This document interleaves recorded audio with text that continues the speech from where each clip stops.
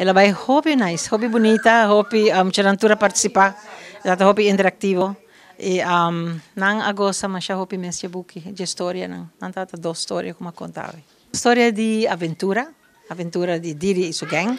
E tem de magia, pero su mensaje de encheta que é boa na quadrenta Aruba e que está a 13 desbalance de nossa natureza.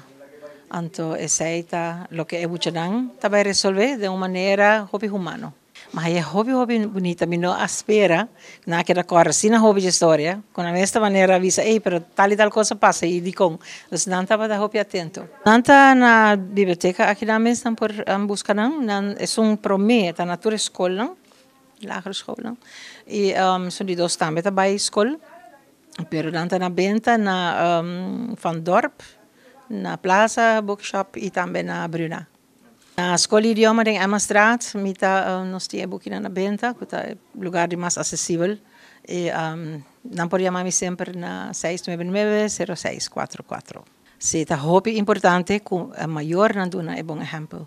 Para não puxar na yunang, encorajar na palesa.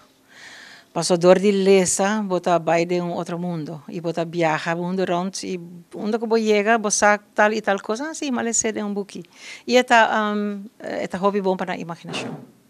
A maneira de costume, nós temos atividade, of nós temos atividade de verteltonen, qual vai super, de ambiente super interessante, na onde é visita, que nós temos Yolanda Cruz, autora de buki arubano, buki Pain de Grande, como também para muito chiquito, e por certo tem dois awards na plaza, um está Mingi e Mago Malvado, e também é Cueva ng Skur, e por certo muito na gosta mundo de forma com Yolanda a apresentar su book nang.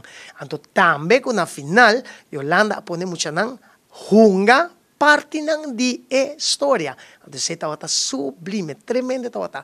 Nós estamos super contentos, nós estamos agradecidos na Yolanda com sua visita e seguro não lo vai vir a última visita de Yolanda, nós também temos mais visita de Jessica, queda pendiente.